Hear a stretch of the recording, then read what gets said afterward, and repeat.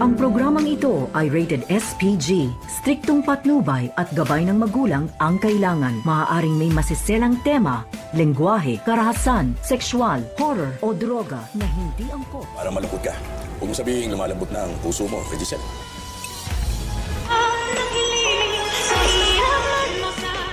Pagkatapos ngang makapag-usap itong si Giselle at itong kanyang anak na si Justin, ay dito naman napansin ni Eric na ama ni Justin na malungkot daw itong si Justin at tinanong niya ito na lumalambot na ba daw ang puso nito sa kanyang ina na si Giselle.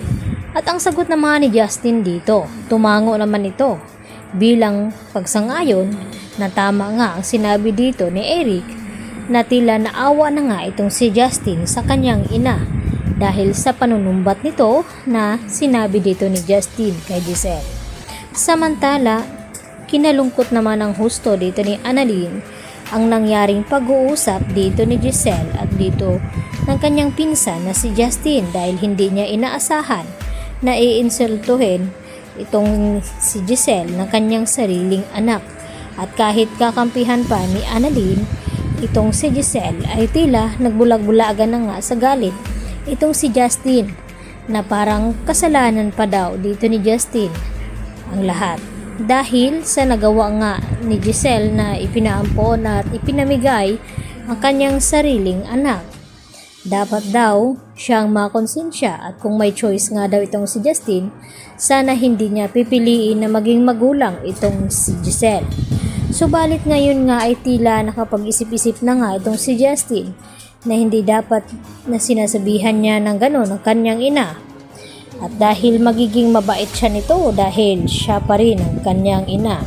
Samantala, agad naman nalaman dito ni Zoe at Myra tungkol sa anak dito ni Giselle na buhay pa pala ito. At umaasa ang mga ito na hindi daw alam ng matanda na si Don Pepe na buhay itong kanyang anak na dito na apo na anak ni Giselle dahil sa kalangan nila na hindi na magigising itong si Tanda. At naninigurado itong si Moira na mapupunta daw dito kay Zoe ang lahat ng kayamanan dito nga ni Don Pepe.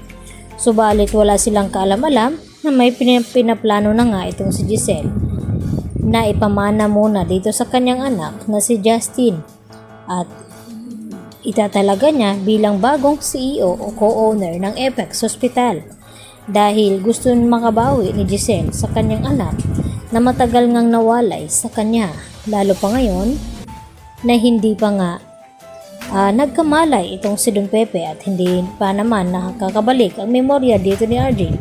Kaya walang imposible na itong ang anak ni Giselle dahil magaling din naman ito at matalino kaya itong mamumuno ng ospital ng Apex. At kinatuwa naman ang ama dito ni Justin na si Eric dahil magkakaroon na nga sila ng kapangyarihan dito sa Apex Hospital. Samantala, tila unti-unti na ngang napapansin dito ni Lynette itong si Carlos Benitez at ito ngang si Zoe dahil tila hindi magandang tingnan na tumatawag daw itong si Zoe dito kay Carlos upang tanungin lamang tungkol sa isang pasyente. Dapat ay hindi daw kay Carlos tumatawag itong si Zoe, dapat daw sa kanyang ama na si RJ. Lalo pat nagdududa rin itong si Aling Susan at Diyosa dito sa kinikilos ni Carlos dahil sa pakikipag-usap ni Zoe na pasikreto.